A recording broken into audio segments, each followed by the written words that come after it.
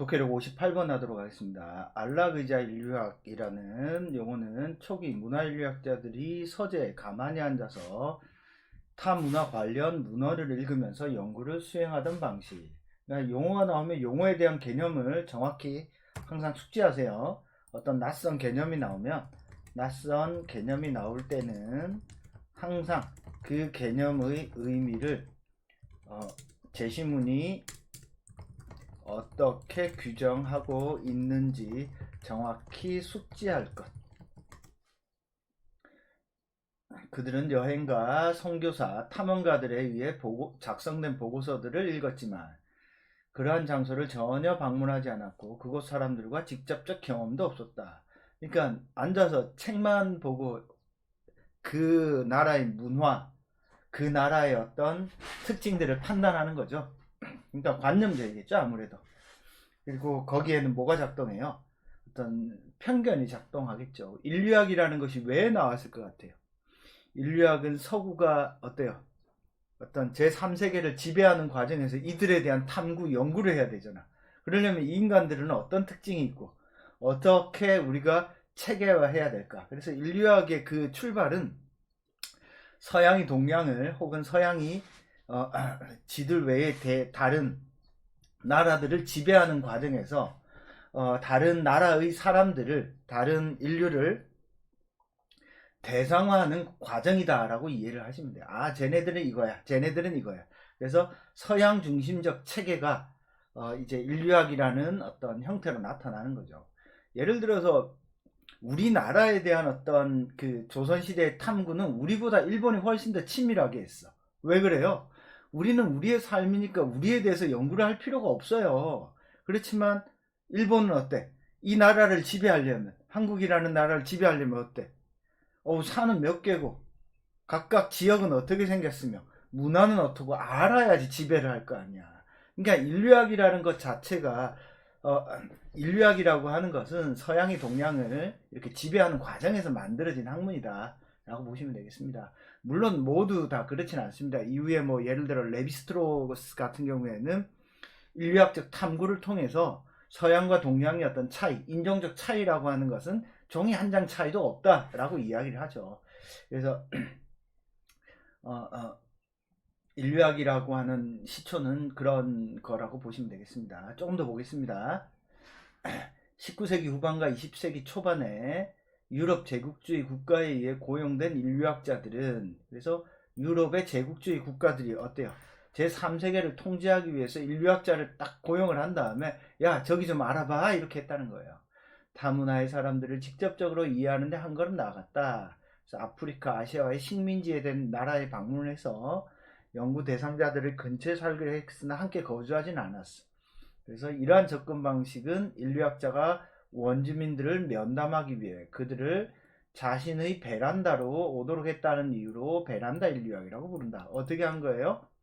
그냥 연구 대상자의 근처에 살기로 했지만 거주하지 않고 베란다를 불러서 야, 너 뭐했니? 이거는 왜 하는 거니? 그냥 자기 편한 대로 어때요? 자기가 궁금한 걸 물어보고 체계화하는 인류학이죠. 그죠? 20세기 초 문화인류학의 연구를 수행하기는 방법에서 하나의 중대한 전환이 이루어졌는데 참여 관찰의 등장이 그것이다. 그래서 참여 관찰은 어떻게 하는 거예요? 직접적으로 그 문화에 들어가서 이제 이해를 하는 거죠. 참여 관찰은 문화 이해의 한 방법으로 특정한 문화에서 장기간 생활하면서 자료를 수집하는 거. 그래서 참여 관찰은 뭘 하는 거예요? 특정한 문화권에서 장기간 생활을 하면서 뭘 하는 거야? 자신의 관점에서 보는 게 아니라 그 문화의 관점에서 이러한 행위가 어떤 의미를 가지는지를 이해하는 걸 말합니다. 참여 관찰의 아버지는 브로나슬로 말리노프스키. 그는 1차 세계대전 중 남태평양의 트로브리안의 군도에 2년 동안 지역 주민들 근처에 텐트를 치고 살면서 현지인들의 활동에 참여하고 가능한 그들의 일부가 되어 생활했다. 그래, 요걸 텐트 인류학이라고 불러요. 뭐 하여튼 뭐 참여 관찰 뭐 이런 거 있어. 참여 관찰 인류학 뭐 이런 식으로 써도 되고.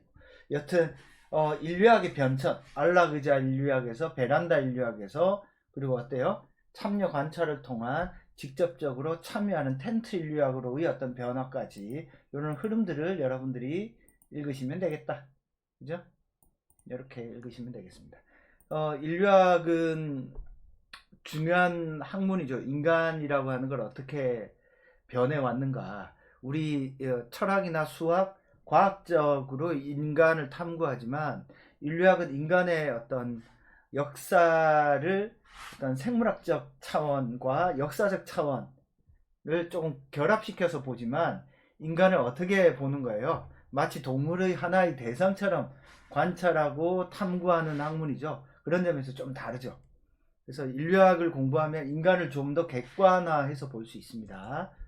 뭐 야생의 사고 같은 책을 읽어보면 뭐 인류학에 대한 기본적인 아이디어들, 근데 이제 를 조금 얻을 수 있을 거예요. 요게 레비스트로스가 썼죠.